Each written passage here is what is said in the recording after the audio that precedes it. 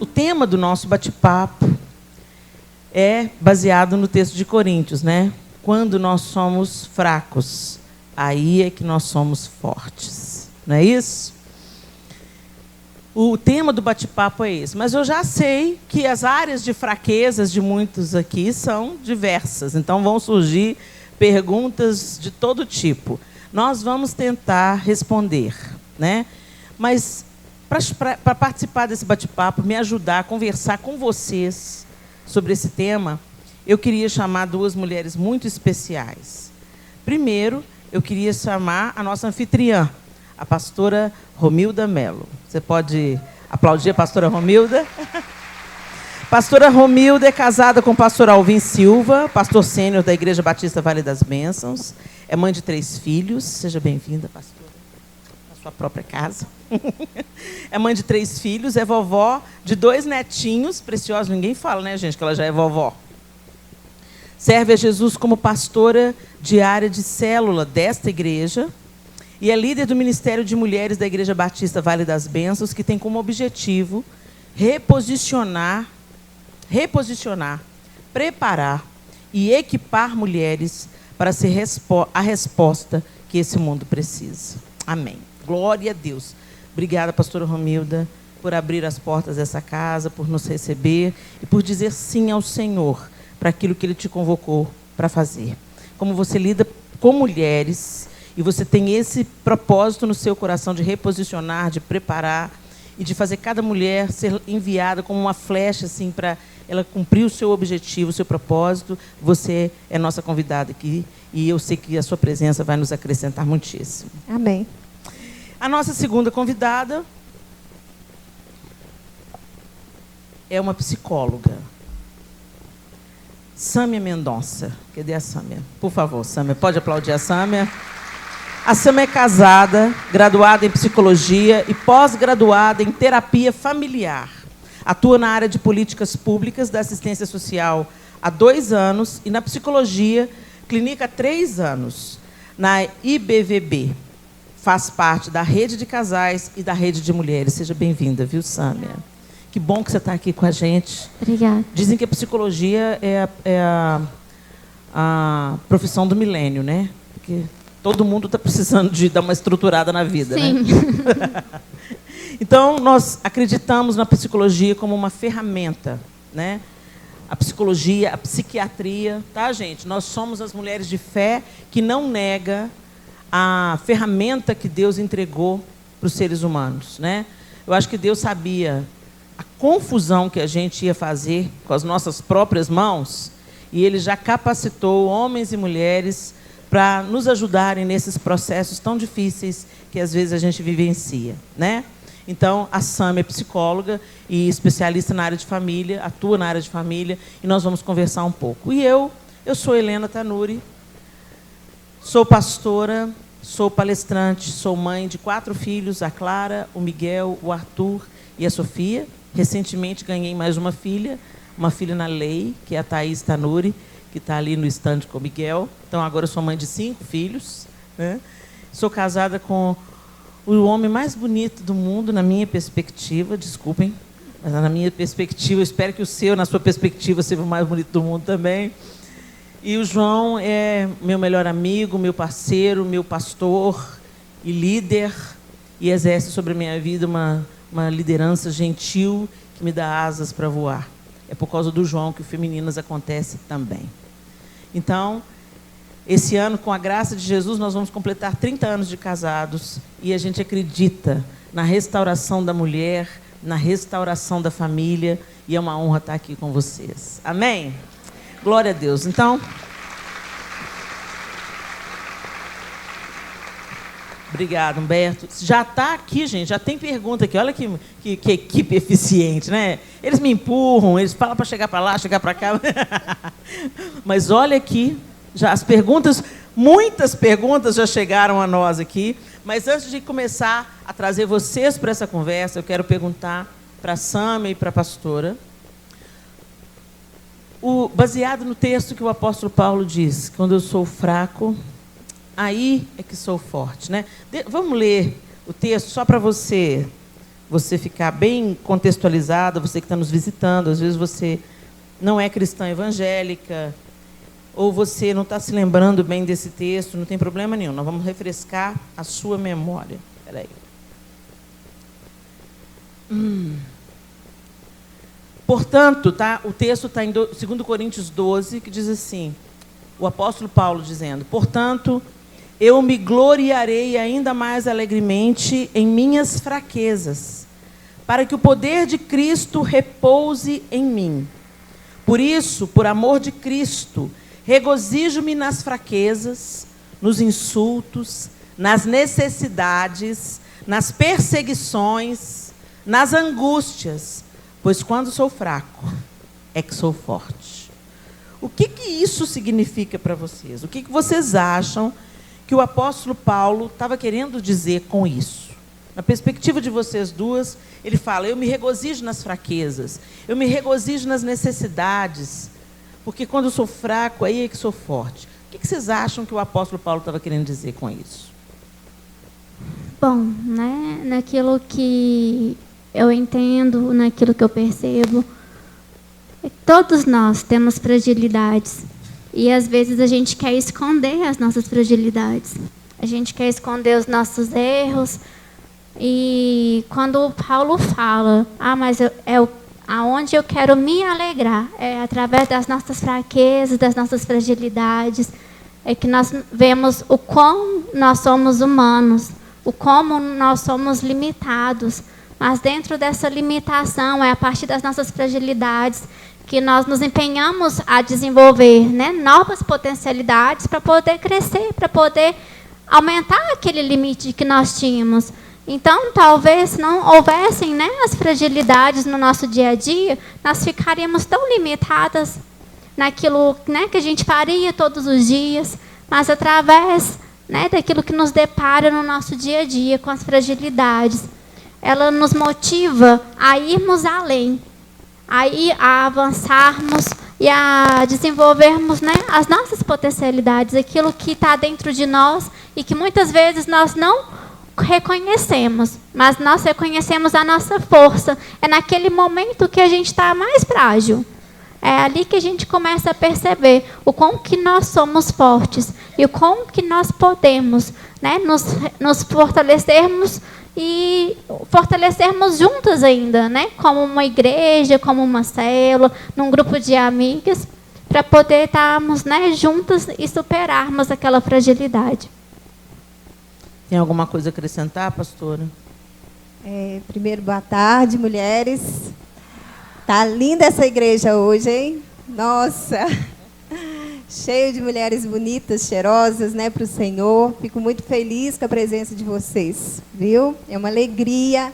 Eu falo que é um sonho de Deus. E quando eu vi essa igreja, para ser sincera, me deu vontade de chorar, porque esse é o sonho do meu coração. Ver essa igreja cheia, né, de mulheres, e principalmente cheia de mulheres, cheia da presença de Deus. Amém? Então, pastora, eu tenho aprendido com o Senhor, né?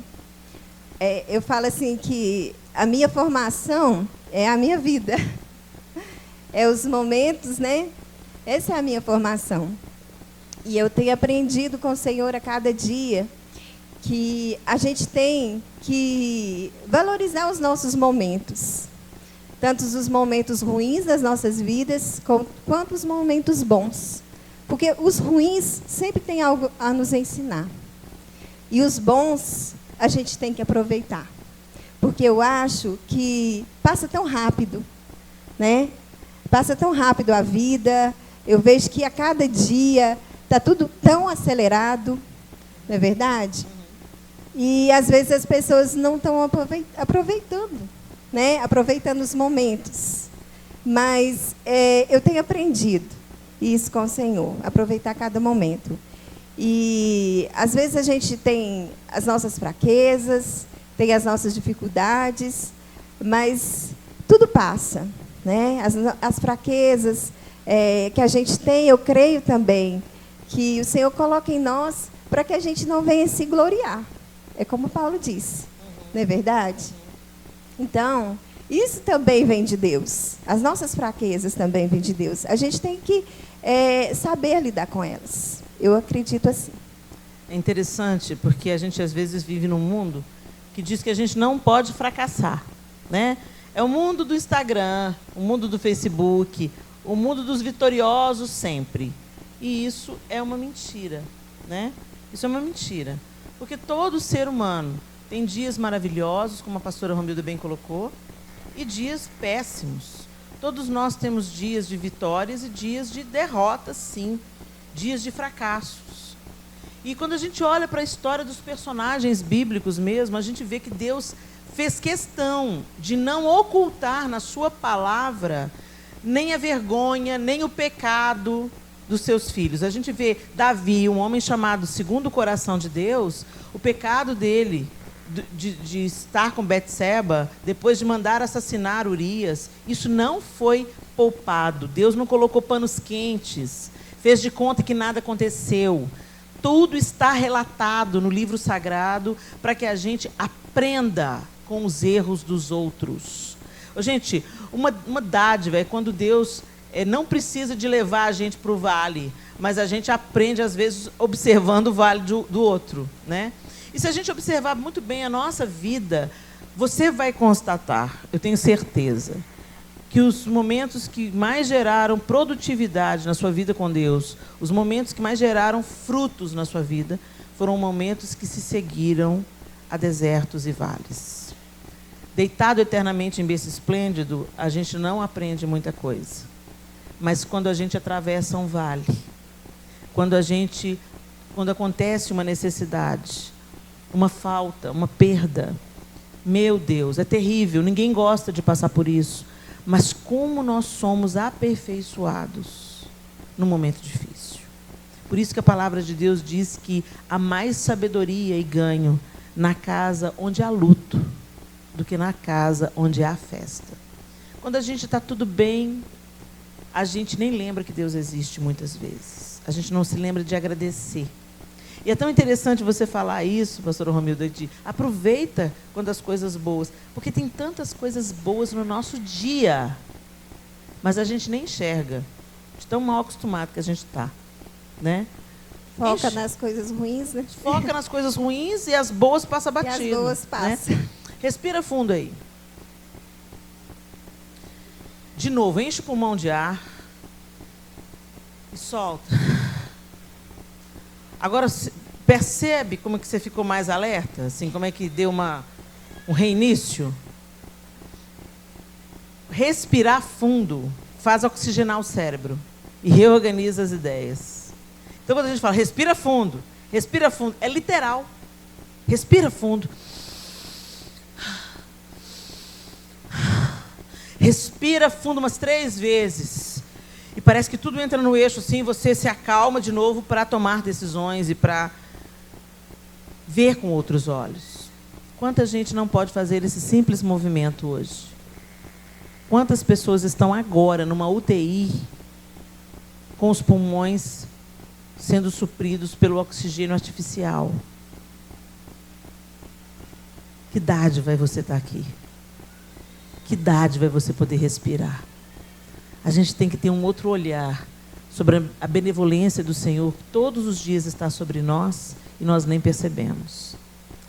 Vamos lá para as perguntas. A Bíblia diz que a mulher santifica o marido, não é mesmo? Quais são outras maneiras de se fazer isso, além de dar testemunho e tentar ser sábia? Isso quando nossa fé na libertação do marido está abalada. Tem essa pergunta que fala sobre o marido, sobre a mulher edificar o marido. Tem outra pergunta aqui que fala, eu sou convertida, mas o meu esposo não é. Tem outra pergunta que fala que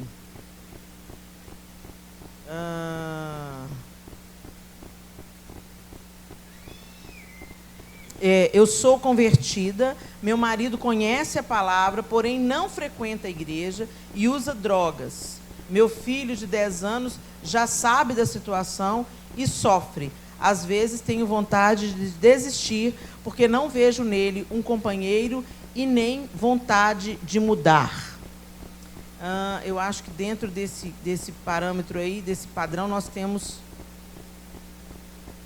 essas perguntas, pelo menos as que eu vi até agora. Mas, enfim, essas perguntas demonstram a necessidade de algumas mulheres aqui, pelo que eu entendi, meninas, que são cristãs, que servem a Jesus, mas que o marido está em outra sintonia. Um conhece a palavra, usa drogas, o outro não é convertido ainda, e o outro não parece querer mudanças. O que vocês acham? Qual o conselho que você daria para a mulher que está enfrentando essa dificuldade, tem essa área de fraqueza na vida dela? Bom, muitas vezes no consultório a gente lida muito, as pessoas querem mudar o outro, né? E não olham para si mesmo, como, né, estão se relacionando com o outro, como está tratando o outro. Então, eu acredito muito na mudança da mulher, influenciando a mudança da sua casa, seja na vida dos seus filhos, seja na vida do seu esposo. Então, mulher, hoje, né, que você depara com essa situação na sua casa, a forma como você trata o seu esposo, por mais que às vezes a sua vontade é de pegar ele pelo pescoço e esgoelar, mas a forma como você trata ele com carinho, a forma como você serve ele, vai fazer com que ele comece a refletir sobre aqueles comportamentos que ele está tendo. Claro que não é uma mudança que vai ocorrer em curto prazo, mas é uma mudança que vai ocorrer em médio e longo prazo. Claro que não é fácil lidar com uma pessoa que está contrariando tudo aquilo que você acredita que é certo. Mas a partir do momento que você começar a servir ele, a tratar ele como uma pessoa com carinho, com respeito, respeitando o homem que ele é, né, a masculinidade dele. E a partir desse momento, ele vai começar a refletir e eu acredito que algumas mudanças vão começar a acontecer no comportamento dele. Olha, só de falar disso, eu já abri mais algumas perguntas aqui. Olha que interessante, ainda dentro do mesmo assunto. Meu marido é uma bênção, um homem de Deus, mas muito devagar. A paz que excede todo o entendimento. Preciso que me ajude a lidar, pois sou ligada no 220. E tenho surtos de autoritarismo. Está amarrado. Ela mesma escreveu, está amarrado. Sou muito proativa no reino e em tudo. Porém, meu esposo é mais devagar. Essa é outra. Gostaria de saber como incentivá-lo. Tenho promessas de Deus sobre minha família. Tomei posse da palavra profética, mas meu marido não. O que eu faço? Quando no relacionamento conjugal está abalado entre esposo e filho de outro relacionamento, como superar a pressão dos dois lados? Só Jesus para nos dar força. Bom, essa aqui, vamos colocar essas aqui na mesma categoria dos maridos que não são cristãos ou são devagar. Gente, primeira coisa, você casou porque tinha alguma coisa boa nesse homem, né? Alguém que casou obrigada? Espingarda na cabeça? Não? Todo mundo aqui casou por livre e espontânea vontade, né? Então agora chupa essa manga. O negócio é o seguinte. Brincadeira, gente. Mas é porque relacionamentos são desafiadores, né? Todo relacionamento é desafiador. Mas você já parou para prestar atenção como a gente é mais paciente com amigo do que com cônjuge? A gente aceita as tranqueiras das amigas. Desvio de caráter, mentira, fofoca, inveja. Você aceita, você releva, você briga um tempo, volta, faz as pazes. Ah, fulano é assim mesmo, eu acostumei com ela. Mas com o marido, não. Com o marido a gente é implacável. A gente exige muito deles. Outra coisa, a gente não cultiva amizade com o marido. A gente começa a interagir dentro do casamento de acordo com os papéis que cada um desempenha. Então, ele paga as contas, trabalha, e eu sou a que cuida dos meninos, trabalho também para ajudar ele, e esse homem me enche a paciência, e eu tenho que ir lá resolver tudo, tenho que cuidar dos meninos, tenho que cuidar da casa, e ele me ajuda, e aí o tom de voz já muda, e, ai, meu Deus do céu, devagar, quase parando. Só que eu queria fazer um exercício com vocês. Lembra do dia que vocês se casaram? Se casou, é porque tinha alguma coisa de bom nesse cara. Você já sabia que ele era devagar.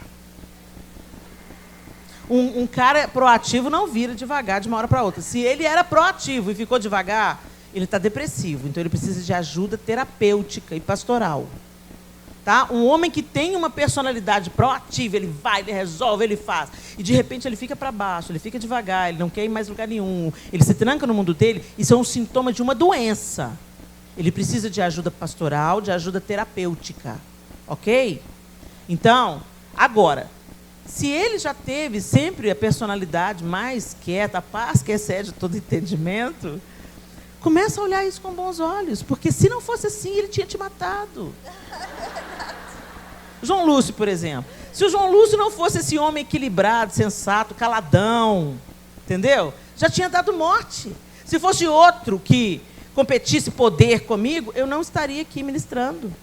Entendeu? Então, assim, às vezes a gente foca, mas ele é devagar, mas ele é um bom pai? Ele é um cara tranquilo? Ele te dá segurança? Ele te apoia nos seus momentos de fragilidade? Né? Encontre uma coisa boa nesse homem, pelo amor de Deus, porque você casou com ele. Você falar que não gosta mais dele, você está passando o seu próprio atestado de burrice, uai.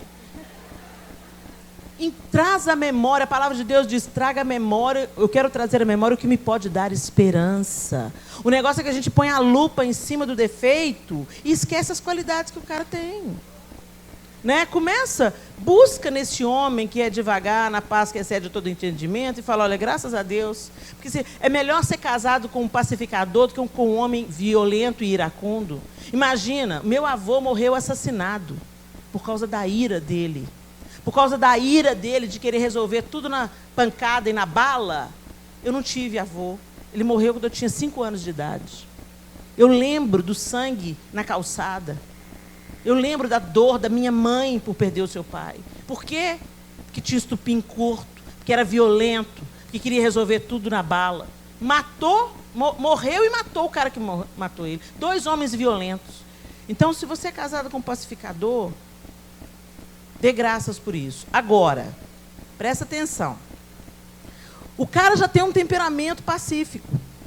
Ele já é mais devagar, é o ritmo dele. E você aí vai na frente e toma tudo para você. Você vai, resolve, faz e controla Jezabel. Onde tem uma Jezabel, tem um Acabe, gente. O cara fica acomodadão. Ele está pagando as contas? Pode pagar. Está cuidando dos meninos? Pode cuidar. Ele fica acomodado. Então, ok, valoriza a paz dele, valoriza ele ser tranquilo, mas não favoreça a acomodação dele. Não, meu bem, isso aqui é para você cuidar. Não, meu bem, você é o chefe, empodera esse cara. Você é o chefe dessa casa. Não, meu bem, o que você decide? Não, você é o nosso líder. Vamos lá, campeão, vamos lá. Quando uma mulher quer levantar um cara, ela levanta o cara. Então, às vezes o cara é pacífico, de temperamento pacífico, mas às vezes ele é acuado. Aí você dá uma olhadinha na sua sogra, você entende por que ele é acuado. Aquela mulher mandona, autoritária. E quando você olha para você no espelho, mesmo modelo. Não seja autoritária. Reconheça a autoridade do seu marido. Fala, Sandra. E isso é tão sério, porque muitos homens eles se sentem tão constrangidos quando a mulher, né, é mais autoritária. E às vezes você, mulher, quando passa, né, na frente dele, não é que ele não quer ir, né, mas como ele é um pouquinho mais devagar e você, né, tá atropelando as coisas, você acaba assumindo o lugar dele. E ele se sente frustrado, né, como homem, porque ele quer exercer o papel dele, mas não no seu ritmo, né, no ritmo dele. Então fica a dica aí para todo mundo. E outra coisa. Eu sou casado com um homem que não é crente, Helena. E agora? Bom, se você era crente e casou com outro, sabendo que ele não era crente, agora eu vou dizer com propriedade, chupa essa manga e dobra o seu joelho. Porque você sabia do risco quando você assumiu. A palavra diz para não colocar em julgo desigual. Não, Helena, mas eu aceitei Jesus depois, Jesus entrou na minha vida depois, eu tive um entendimento, só que ele não veio junto, né? Então, você dobre os seus joelhos e ganhe esse marido pelo seu testemunho e não pelo muito falar. Muitas vezes a gente quer convencer o marido. Deixa eu contar uma coisa, a gente não convence ninguém, gente. A Bíblia diz que quem convence o homem da justiça, do pecado e do juízo é o Espírito Santo de Deus. Você só crê em Jesus porque o Espírito de Deus fez essa obra no seu coração. Não é porque você é melhor do que o seu marido. O dia dele ainda não chegou, mas você pode gerar isso com seus joelhos e com seu testemunho. Claro, gente, que a gente está falando aqui de situações comuns, cotidianas. Eu não estou falando aqui de uma mulher que está debaixo de uma opressão, uma mulher que está apanhando do marido, entendeu? Não estou falando desse nível de julgo desigual, né? Quando uma mulher apanha do marido, quando ela sofre abuso verbal, é hora de procurar a polícia, de procurar terapia, de procurar salvar esse casamento, ver se ainda tem jeito de salvar esse casamento. Eu nunca vou fazer, você nunca vai me ver em cima de um púlpito fazendo alusão ao divórcio. A palavra de Deus diz que Deus odeia o divórcio. Eu sou contra o divórcio. Eu acredito no casamento e num Deus que pode restaurar as situações mais impossíveis, porque eu já vi isso acontecer dentro da minha própria família. Agora, eu quero dizer a você, quando um homem bate numa mulher, ele já abandonou essa mulher. Então, aí já é caso de polícia, ok? Não tem nada a ver. Não, mas eu estou toda roxa, mas não pode divorciar. Oh, gente, pelo amor de Deus, ok? Vamos ter sensatez. Um homem que bate numa mulher, ele está comprometido em todos os níveis, emocional, físico, espiritual. Ele está precisando de ajuda urgente e a sua vida está em risco. Um cara que começa batendo pode terminar matando, além de comprometer a saúde emocional dos seus filhos, se você os tem em casa. Então, é hora de procurar urgente ajuda terapêutica, né, e sair dessa situação. Deus pode transformar a vida dele? Pode. Eu acredito nisso, que Deus pode transformar a vida de qualquer pessoa. Mas existem casos e casos, e eles devem ser analisados com a ajuda de gente competente para isso, particularmente, ok? Mas se tem uma mulher aqui dentro que está apanhando do marido, procure a polícia. E isso é muito grave, isso é muito sério, ok? Esse casamento já terminou, não vai terminar. Já terminou. Quando o marido espanca a mulher, esse casamento já terminou, ok? Mas o seu marido, dentro de uma situação normal, é um cara que não crê. Ore por ele e valorize o que ele tem de bom. Gente, tem um tanto de homem que não é crente, que é mais crente do que homem crente. Vocês estão entendendo o que eu estou querendo dizer? Tem homens que são bons, são leais, deixa você ir na igreja, são carinhosos, são presentes, provê a casa, cuida bem dos filhos. Tem um tanto de qualidade. A mulher vai, mas não é crente, mas não é crente. Você não está preocupado muitas vezes com a salvação dele. Você quer mostrar para as amigas que ele é crente. Você quer andar com o marido debaixo do braço, com a Bíblia debaixo do braço, entrando na igreja, está vendo? Jesus me deu vitória. Sonda a sua motivação. Será que você está realmente preocupada com a salvação do seu marido? Se você está realmente preocupada com a salvação do seu marido, você vai gerar ele nos seus joelhos. Você vai adotar o seu marido em oração, pedindo ao Espírito Santo que convença o seu marido da justiça, do pecado e do juízo. Mas o conselho geral é, ao invés de colocar a lupa no que está ruim, traga à memória as qualidades que esse homem tem. Conte para ele, elogie o seu marido.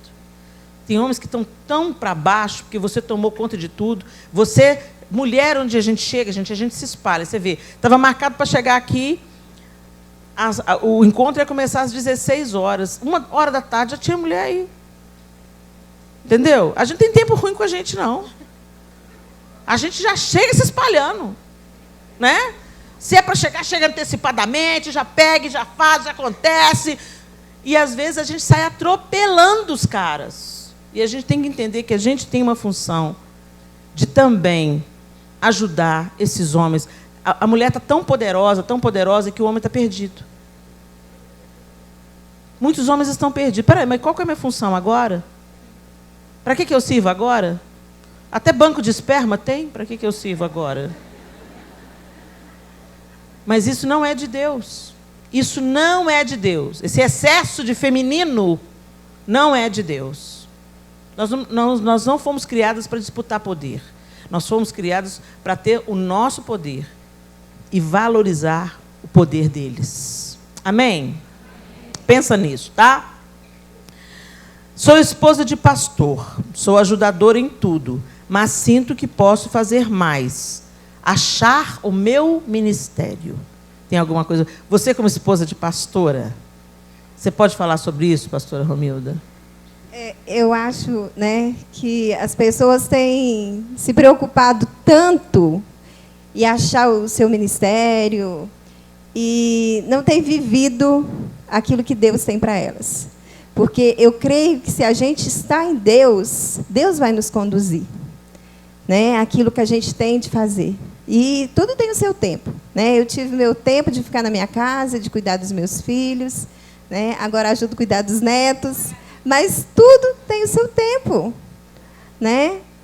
E eu acredito nisso, que às vezes as pessoas têm tanto assim, ai, mas o que Deus tem para mim? Fica com essa preocupação. É lógico que a gente tem que preocupar em ouvir Deus, entender o que Deus tem para a gente, mas eu acho que a gente tem que também saber se Deus está colocando algo nas suas mãos, né? Às vezes a gente fica pensando, ah, mas não é isso. Mas, na verdade, às vezes é a gente mesmo que está escolhendo, né? E Deus está te colocando, Deus está te conduzindo, porque se a nossa vida está em Deus, eu acredito que Deus vai nos conduzir para aquilo que Ele quer, para aquilo que Ele tem para as nossas vidas. Então, eu acho que é você ouvir o que Deus tem para você e seguir, fazer. Talvez você está esperando ser uma pregadora, eu não sei. Mas talvez não é isso que Deus quer, não é verdade? Às vezes Ele quer só que você auxilie o seu esposo, que esteja em oração por ele. Eu acredito nisso. É tão interessante que você tocou num bom assunto. Às vezes a pessoa pensa que o ministério só se faz no púlpito. Primeira coisa, gente, ministério, vocação, dentro do reino de Deus, cada uma de nós tem um propósito. E o propósito no reino de Deus é sempre servir o outro.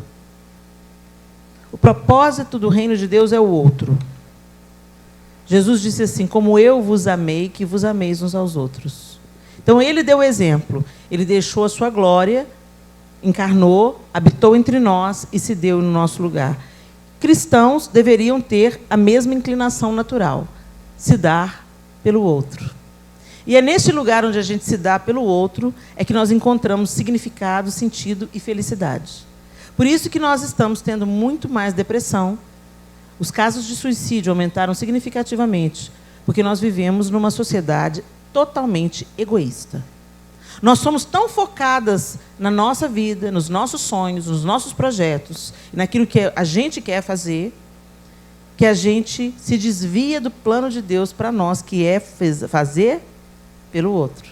Ministério não é lugar de autopromoção, é de serviço ao outro.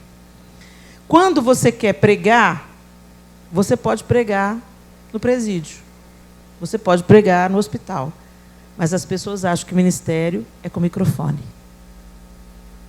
Eu tenho um microfone nas mãos para pregar há 10 anos, só fazendo isso.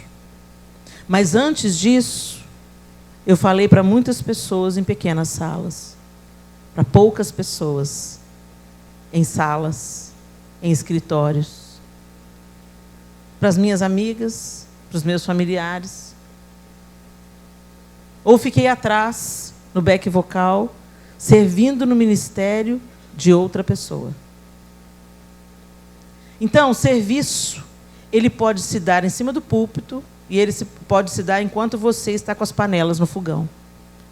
Ministério é aquilo que a gente faz para Deus, para abençoar o outro. Então, quando você cozinha para os seus filhos, isso é ministério. Quando você serve o seu marido, isso é ministério. Quando você acolhe uma amiga que está passando por um momento difícil, isso é ministério. Quando você faz um bolo gostoso e leva para comer com alguém que está debilitado e convalescendo de alguma enfermidade ou de uma cirurgia, isso é ministério. Quando você simplesmente escuta quem está muito angustiado e quer vomitar as dores. Isso é ministério. Então, para de chamar de ministério o que Deus não chama de ministério. Ministério não acontece nos púlpitos. Ministério não precisa de títulos. Jesus não fundou nenhuma igreja estrutural. Ele falava pelas praças, ele falava pelas ruas, ele pegava pessoas em cima das árvores, ele comia com Zaqueu. Ele não abriu uma igreja, ele foi na casa de Zaqueu, comeu com Zaqueu e a vida de Zaqueu foi transformada. Então, gente, tira do foco esse negócio que para cumprir o propósito de Deus para a sua vida, você tem que ter o título, a roupinha, a gravata, o óleo descendo na sua cabeça. Isso tudo é importante, não estou desprezando os rituais e desprezando a unção de líderes na igreja do Senhor. Não, isso também é ministério. Também. Ministério não precisa de plateia. Ministério não precisa de título. Ministério não precisa de terno e gravata. Ministério você faz quando você faz pelo próximo. Amém, meninas? Então, minha linda, se você tem um ministério, bora lá. Você canta? Vai cantar nos hospitais. Eu fui cantar num hospital há um tempo atrás. Um amigo querido partiu para Jesus, mas a gente cria até o último momento que ele ia ressuscitar. Era um caso de ressurreição mesmo. Mas como a gente crê que Jesus ainda ressuscita, nós fomos lá orar por ele.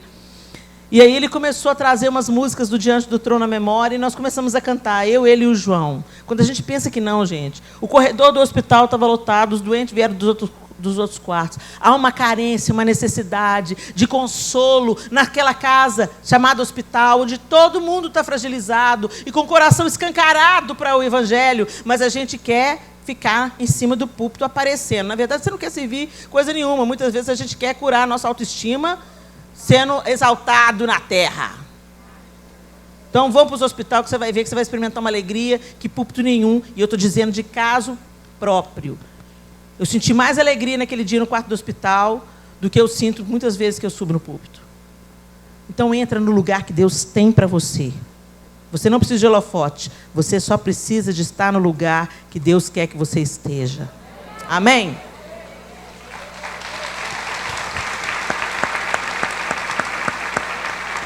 Vamos lá. Eu sou cristã, tenho 3 filhos pequenos, meu marido desviado, sofre de ansiedade. Isso me traz uma fraqueza. Como lidar com essa situação sem que eu estacione? Minha linda, você tem pós-graduação em casa. Olha isso. Gente, a gente olha para a dificuldade e pensa que é para ela nos parar. Não é. A dificuldade é para nos graduar. A dificuldade é um degrau que vai fazer a gente ser melhor amanhã do que a gente é hoje. Quando você quer... Quantos aqui fazem academia? Deixa eu ver se tem alguém corajoso aqui. Uau! Tem algumas aí. Então, vocês vão entender o que eu estou dizendo. Para você fazer o músculo ficar firme ou o músculo crescer, faz exercício, né? Faz musculação, puxa ferro, né? Começa a fazer musculação e aí, no outro dia, você está toda dolorida. O que aconteceu? As fibras daquele músculo arrebentaram. E a cicatrização dessas fibras é que vai criar o fortalecimento do músculo. Vocês estão entendendo? Não é diferente na vida espiritual. São as dificuldades que vão treinando o nosso espírito, vão fortalecendo nossas emoções. Por que hoje, e a Sâmia pode falar isso, talvez isso com propriedade, Sâmia, me corrija se eu estou falando alguma besteira. Filhos que têm tudo na mão, tudo fácil, que não precisa se esforçar para nada. O que isso gera neles? Os filhos, eles ficam, muitas vezes inseguros, porque eles não são incentivados a correr atrás, a levar um não. Hoje, muitos pais evitam o não. Mas eu vou frustrar o meu filho.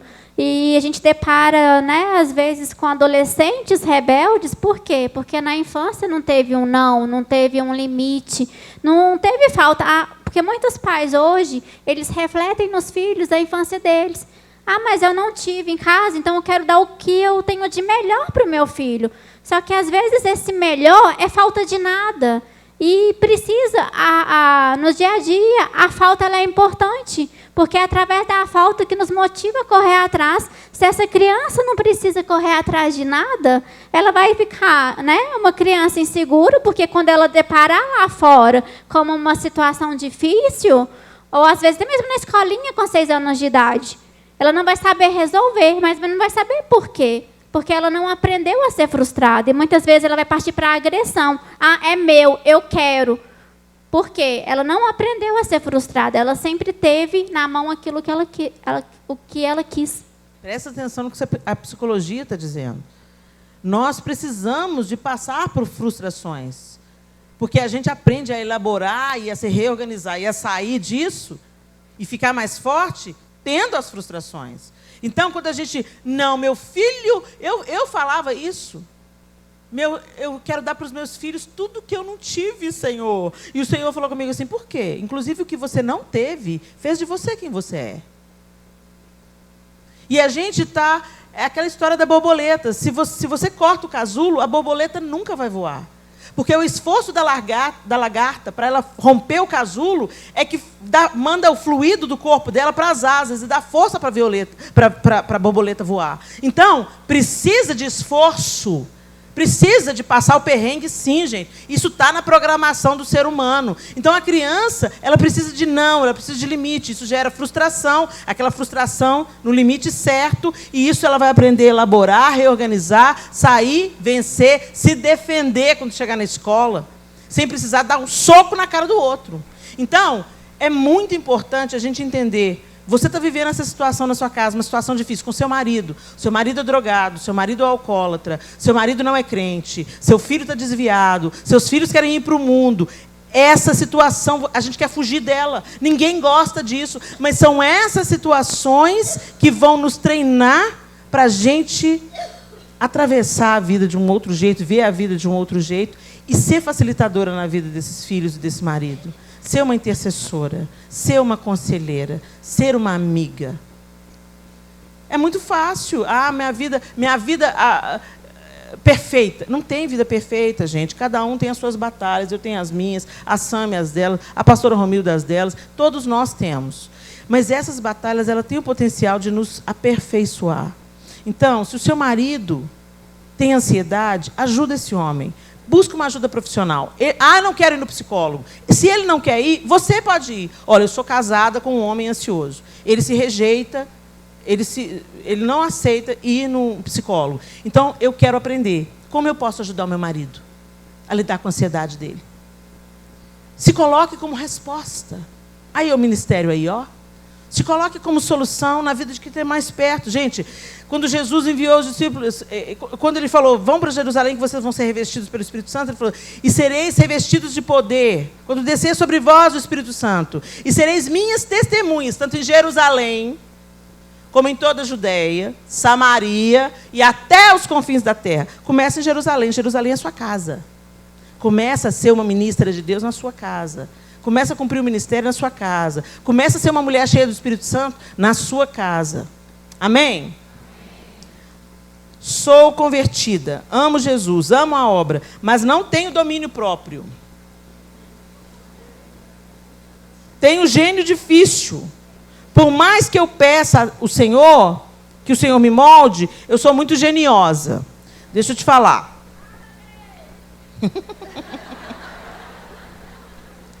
Quer falar alguma coisa, pastor Romilda? Enquanto eu me abano, pastor Romilda. Fala aí para essa pessoa geniosa que não tem domínio próprio, que tem demônio próprio.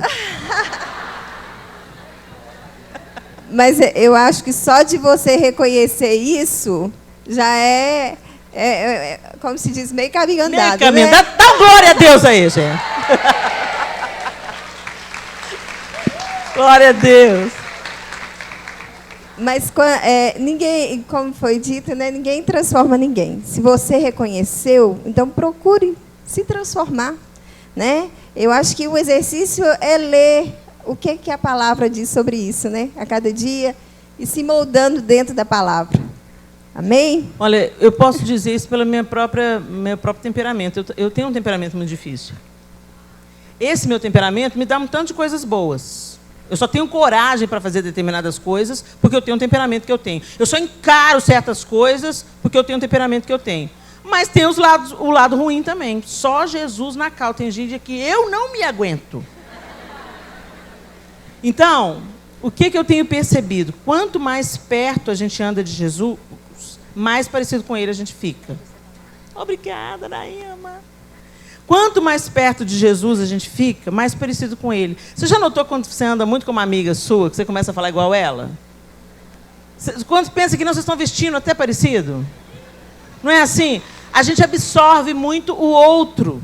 Por isso que é tão importante a gente escolher quem anda muito perto da gente. Porque a gente absorve o outro, querendo ou não. Então, gruda em Jesus, gente. Contempla Jesus. Nós nos tornamos semelhantes àquilo que contemplamos. Às vezes a gente chega diante de Deus com tantos pedidos, com tanta pressa.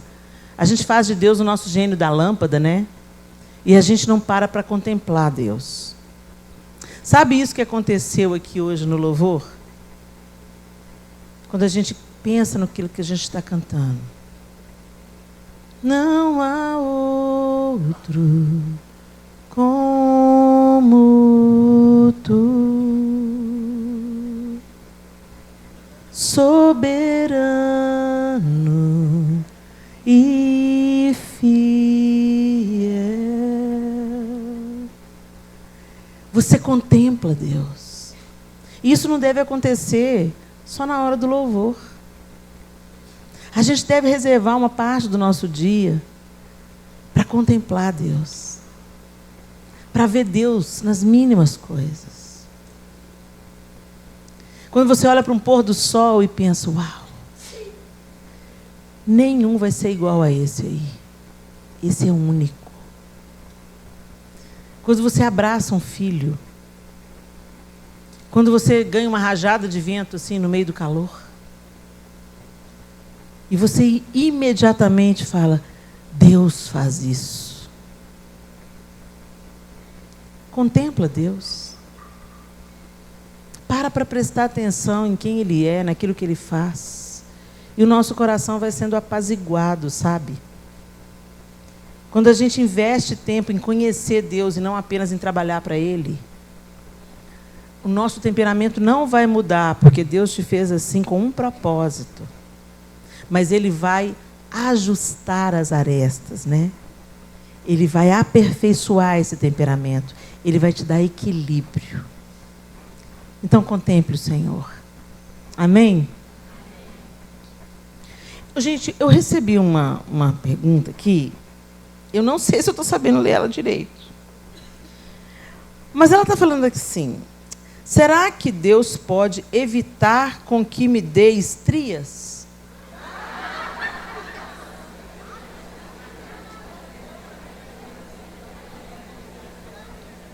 Será que Deus pode me ajudar em jejum? Bom, o que eu penso? Que essa nossa irmã, ela está sofrendo algum tipo de pressão quanto ao corpo dela, quanto à imagem dela. Gente, presta atenção no que eu estou dizendo. Porque ela teve a coragem de se expor. Deus está interessado nisso, Helena? Em outras palavras, ela está dizendo, será que eu posso pedir para Deus para não me dar estria? Será que eu posso pedir para Deus? Será que não é uma heresia eu pedir para Deus para não engordar? Será que eu posso pedir para Deus? Sabe como, gente? Vocês estão me entendendo? Nós, mulheres, somos muito conectadas a essa questão da aparência. Vocês riram dela, mas eu tenho certeza que vocês queriam ter tido a coragem para fazer a pergunta. E parece uma coisa boba. Parece uma coisa superficial, uma coisa banal. Mas não é. Não é a estria que é o problema. O problema é que peso que a nossa imagem tem para quem nós realmente somos. Você pode escolher olhar suas rugas como um desenho horroroso que está tomando o seu rosto e levando a sua alegria. Ou você pode olhar para as suas rugas e pensar, eu ri pra caramba ao longo de toda a minha vida. E é por isso que eu estou cheia de vinco. Você pode ter um outro olhar para o seu envelhecimento ou para as suas estrias. Alguém virou para mim e falou assim, ser estria, você é marca de guerra. Porque dar à luz a 4 filhos não é fácil. Então, depende da perspectiva e do tamanho que isso vai virar para você. Cuidado. O apóstolo Paulo, ele disse assim, não vos conformeis com este século, ou seja, não pensem como este século pensa. O homem que amar você, vai amar você com todas as estrias, com todas as celulites e com todas as marquinhas que você carrega. Eu não estou fazendo aqui uma apologia a você se abandonar. Não. A gente tem que se cuidar, gente. E não é só da estética, não. Principalmente da saúde. Se você cuida da sua saúde, o cabelo agradece, a unha agradece, a pele agradece, você vai ficar bonita inevitavelmente. Se você come certo, se você faz exercício físico, se você tem boas conversas, se cerca de boas amigas, faz uma higiene mental, cuida não apenas do que você coloca no prato, mas também do que coloca dentro dos olhos, para dentro dos ouvidos, você vai ficar uma mulher mais bonita, mais interessante. Agora, não entre no padrão do século. O seu modelo não é a mulher de Hollywood, nem a mulher da revista. Ok? Elas também estão ficando velhas. Elas também... Hoje mesmo eu estava olhando a foto da Demi Moore. É uma senhora. Não tem como. Ela pode se cuidar. Ela está linda. É uma senhora linda. Mas é uma senhora. Não tem jeito de você fugir do inevitável, gente. Eu não vou ter o corpo de 20 anos, por mais que eu male. Eu não vou ter, entendeu? Mas, glória a Deus, é esse corpo que me movimenta, é esse corpo que me dá prazer, alegria, me permite estar aqui com vocês hoje. É esse corpo que me dá vida. É esse corpo que se prostra diante de Deus. Então, bendito seja Deus por esse corpo. Não deixa o padrão do século azedar você, entristecer você. Essa é uma artimanha do inferno. Deus pode te livrar da estria? Pode, mas se ela vier, seja bem-vinda, querida. Cicatriz de guerra, eu sou uma mulher guerreira. Chega aí e aprende com quem eu sou. É assim que é, gente. Olha, e tem uma técnica ótima agora, que diz que colore estrias. Vou testar, depois eu conto para vocês. É como se fosse a tatuagem, só que ele coloca a estria da cor da sua pele de novo. Então vai ficar quase imperceptível. Isso é uma grande bobagem. Você tem a perna? Olha que benção, você tem perna. Tem braço? Olha que benção, você tem braço. Você não tem um braço, tem o outro. Aleluia, glória a Deus. Gente, a gente tem que olhar para o nosso corpo com gratidão e não com crítica. Nós somos muito críticas com a gente mesmo. Deixa de ser crítica assim com você e seja mais grata. Amém? E se a estria aparecer, passa os seus olhos, seus cremes, evite a estria. Mas se ela aparecer, ela é um problema tão pequeno. Fica firme aí, minha linda, tá bom? Meu esposo foi consagrado a pastor e eu não consigo acompanhar ele. Me sinto inferior a ele neste aspecto e estou enfraquecendo na fé. Vai que é sua, pastora Romilda. Então, como eu falei, né? Teve um tempo na minha vida que eu tive que ficar em casa, cuidar dos meus filhos. Mas eu posso te falar uma coisa. Isso nunca... eu deixei de ser parte do ministério dele, porque eu sempre estava em oração por ele. Então, e tudo... Sempre a unção de Deus que vinha sobre a vida dele, eu sempre fui presente e sempre... Deus compartilhou isso no meu coração. É algo até muito interessante. Então, eu acredito que você é uma só carne com ele. Se você é uma só carne, e se você apoia seu esposo, você faz parte do ministério com ele. Você está indo junto com ele, a cada dia, né? E nos lugares. Não é porque você está em casa que você não está conseguindo acompanhar, não sei o motivo, né? Agora, se... for um motivo que você não queira, né, que é estar em casa, aí já não é certo. Mas talvez você tenha uma, como a gente diz, está falando aqui, né, uma limitação por um tempo. Talvez uma limitação, não sei, talvez pode ser uma enfermidade ou os filhos. Mas isso não quer dizer que você não é parte daquilo que o seu esposo está fazendo. Você é parte. Se você apoia, se você ajuda ele em oração, você é parte daquilo que ele está fazendo. Quer pontuar alguma coisa, Sâmia? Dessa mulher que se sente inferior ao marido porque ele foi ungido pastor? Vai ver é importante, né? É você verificar o motivo que você está se sentindo inferior. Inferior porque ele aparece e você não, ou inferior porque aparentemente, como falou no início, você acredita que você não tem um ministério. Então é importante analisar o motivo, né? O que te levou a se sentir inferior? Talvez o modo como ele te trata em casa. Então, né, são uma série de fatores. Mas, como a pastora Romilda colocou, né, um dos ministérios mais importantes e menos valorizados hoje é a intercessão. E você estando em casa, ou você estando no seu trabalho, e talvez você tenha uma vida secular, e talvez ele está dedicando somente à obra, você não é inferior.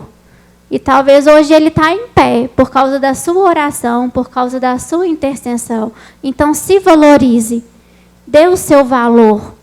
E você vai ver que aparecer num púlpito vai ser tão pouco diante daquilo, que Deus tem através da sua vida, no ministério dele. Talvez essa situação dele ser consagrado pastor só desnudou uma evidência, de que você se vê como inferior. E nós não somos inferiores, gente. A gente tem que se lembrar do decreto de Deus sobre a nossa feminilidade. Quando Deus criou a mulher, ele falou assim, não é bom que o homem esteja só. Então, não é bom que esse pastor que foi ungido esteja só. Far-lhe-ei uma auxiliadora que lhe seja idônea. Auxiliadora, quando Deus diz essa palavra no hebraico, no original, essa palavra é ezer, que significa socorro. E idônea significa apta, capaz, competente e moralmente correta. A palavra que Deus usa para designar a mulher, ezer, é usada para o próprio Deus no Salmo 46. Então, esse auxiliadora não é de segunda categoria. É aquela que é socorro, aquela que é solução. Sabe? Socorro bem presente na hora da angústia. Pois é a mesma palavra que define Deus. Então, não é de segunda categoria. E idônea, apta, capaz, competente. Esse é o decreto de Deus sobre vocês, mulheres. Sobre mim. Sobre cada uma de nós. Então, o que vale para nós é a verdade de Deus e não a mentira do diabo, que diz que você não é boa o suficiente. A gente tem que aprender a viver debaixo do decreto de Deus. Por isso que esse termo é poderosas, limitadas, mas poderosas. Empoderadas pelo feminismo? Não, empoderadas pelo próprio Deus, que Ele decretou com a sua palavra criadora. Eu vou fazer um ser, e ela vai ser solução para os problemas, ela vai ser socorro bem presente na hora da angústia, ela vai ser como eu, e ela para isso vai ser apta, capaz, competente e moralmente correta. E o que Deus falou é isso, e está falado. Então, busca a cura para o seu coração, querida. Você não é inferior ao seu marido, mas você tem um propósito diferente do dele. Suporte o seu marido, apoie o seu marido, isso não tira nada de você, em quem você é. Amém? Meu marido me traiu, perdoei ele, porém devo continuar com ele, devo lutar pela minha casa, mesmo depois dessa traição? Sâmia. A traição, ela deixa nós, principalmente mulheres, vulneráveis. Gera uma desconfiança. Foi uma quebra, de confiança, na verdade, a traição. E, às vezes, algumas mulheres me procuram e realmente questionam, será que eu devo perdoar? Isso é algo muito íntimo de você. Você que conhece a sua relação, seja o tempo que você está junto com ele, comece a analisar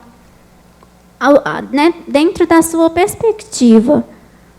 Você ama, esse marido, você está disposta a lutar por essa relação. E é importante, assim como a pastora Helena, eu também sou contra o divórcio, né? Luto pelo casamento e insisto, né, com as famílias para que se esforcem ao máximo para que permaneçam juntas. Mas, mulher, é importante que você analise a sua relação nesse momento, né? Se vale a pena dar um voto de confiança para esse marido, todos nós erramos. E cabe a cada um de nós analisarmos se vale a pena recompor esse relacionamento, lutar por esse relacionamento. Converse com esse marido, se ele realmente está disposto a lutar por esse casamento, porque, infelizmente, pastora, alguns maridos, eles desistem. Alguns maridos, eles desistem da relação, assim como algumas mulheres também desistem da relação. E para um casamento dar certo, é preciso que os dois estejam juntos, que os dois estejam dispostos a lutar, porque vão ter dias difíceis. Mas por isso que é importante que os dois estejam empenhados em construir uma relação sólida, uma relação forte, mesmo com alguns, né, defeitos, porque nós somos imperfeitos, mas que os dois estejam empenhados em lutar por essa relação. É isso aí. Tem a dor, a cicatriz, mas Deus pode reconstruir tudo. Eu conheço casais que já superaram traição, mais de uma, inclusive, e se reinventaram e estão bem, estão felizes, né? Mas realmente é muito complicado quando a confiança não é retomada de maneira nenhuma. Tem que haver a reconstrução da confiança, né? Claro, isso é um processo, vai levar um tempo, mas eu sempre acho que vale a pena, porque às vezes você pensa, não vou acabar essa relação. Daqui a pouco surge uma outra relação, um outro casamento, e o outro casamento também vai ter problema, gente. Para mim, sempre vai ser mais fácil consertar o que já tem do que ir para o desconhecido, principalmente quando você tem filhos, e para o desconhecido, onde também vão se apresentar problemas, né? Mas o que a doutora Sâmia pontuou é verdadeiro também. Não vale ficar casado, um só puxando a relação, né? E o outro aprontando todas, e esse vínculo de comunhão e de afetividade, de confiança ser retomado. Realmente, a gente tem que avaliar.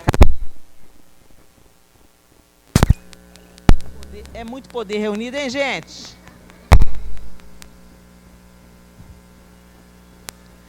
Vamos lá. Minha família é toda católica.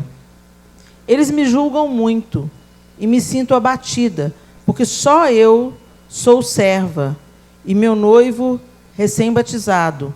Como agir? Bom, gente, vamos primeiro pensar numa coisa. Olha, a gente tem uma tendência muito grande ao preconceito, né? Ah, mas os católicos... Gente, os católicos são cristãos. No Brasil, essa evidência, essa diferença, ela é muito evidente. Mas fora do Brasil, isso não existe. No Brasil, assim, católicos e protestantes, né, católicos e evangélicos, vivem em nichos bem separados. Mas, por exemplo, quando o Papa... Antes do Papa Francisco, o Papa Bento fez uma declaração contra Maomé, todas as igrejas cristãs foram queimadas. Isso incluía católicos, evangélicos, luteranos. Não tem diferença lá fora. Cristãos. Acredita que Jesus é filho de Deus? Acredita. Acredita que morreu e ressuscitou no terceiro dia? Acredita. Acredita que na pessoa do Espírito Santo? Acredita. Ah, Helena, mas eles adoram Maria. E você adora o carro, adora o pop gospel. Se a gente for falar de idolatria, então vamos falar de idolatria mesmo, né, gente? Então, se a sua família católica não aceita o fato de você ser evangélica, seja luz na vida deles. Se você era uma filha boa, então deixa Jesus te encher de tal forma que você seja uma filha ainda melhor. Se eles te rejeitam, que você responda com amor e com perdão. Porque isso é que é cristianismo. Independente de sermos católicos, protestantes, assembleianos, batistas, presbiterianos, metodistas, luteranos, anglicanos. Gente, Jesus é o Filho de Deus? É. Morreu e ressuscitou? Morreu e ressuscitou. Vai voltar? É por isso que nós esperamos. Atenha-se a isso. E seja um cristão Viva o amor de Deus. Gente, o tempo está acabando. Como é que faz? Olha lá. Meu tempo já foi. Quer dizer, já era para ter acabado esse bate-papo. Mas vou tentar. Todas não vai dar para responder. Mas vamos tentar aqui. Sou convertida. Porém... Sou convertida. Porém, por mais que eu tente, não consigo orar todos os dias, como eu gostaria. Mesmo sabendo que necessito estar em constante harmonia com Deus e o Espírito Santo. Vamos lá. Gente, você conversa com quem você mora todo dia? Não? Ah, que bom. Senão a gente ia marcar uma consulta aqui com a doutora Sandra, depois do culto. Né? Você troca pelo menos um oi, um bom dia, boa tarde, como é que foi seu dia, com quem você mora, não é assim? Faça isso com o Senhor. O que você está chamando de oração?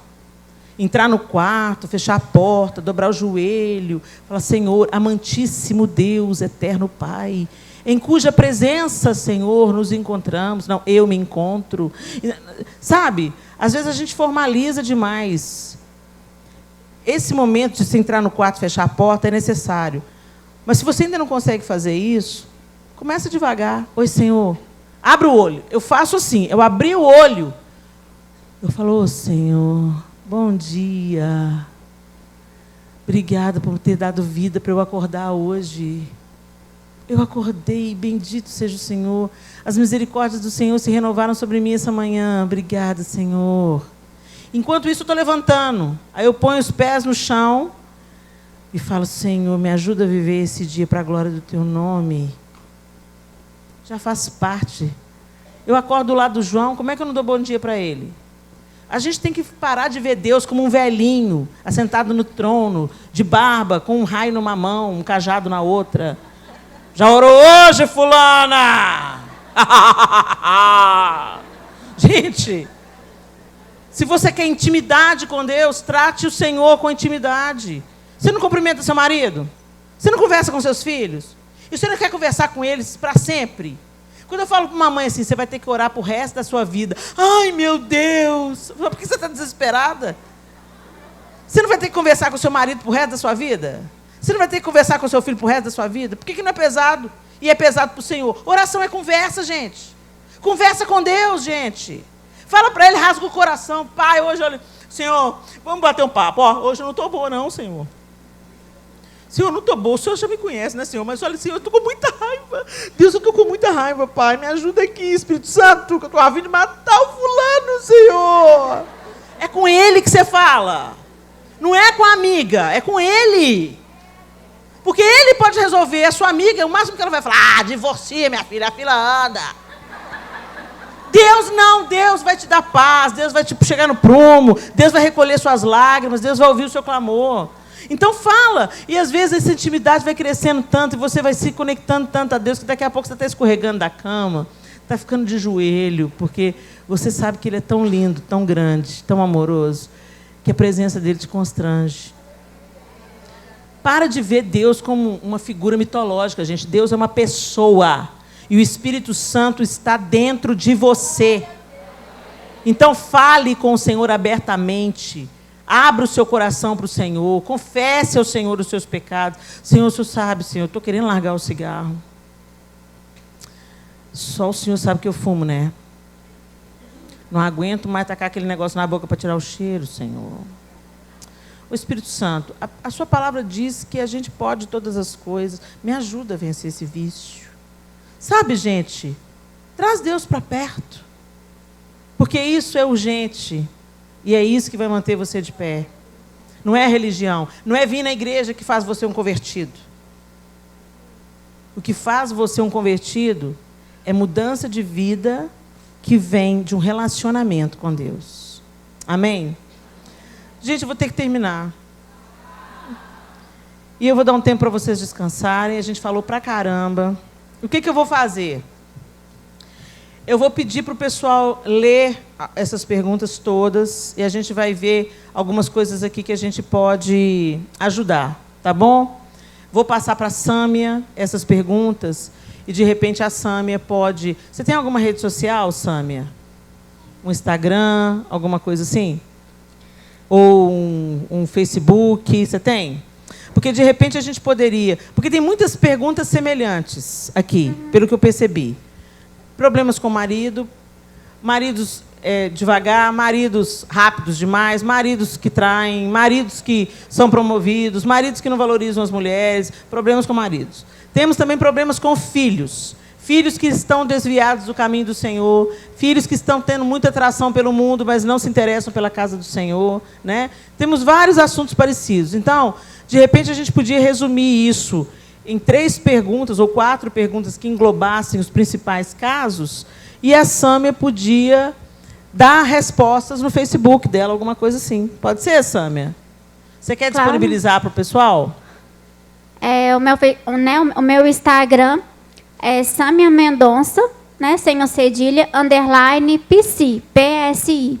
Anota aí, então, que nós vamos fazer um resumo dessas perguntas que não foram respondidas, ok?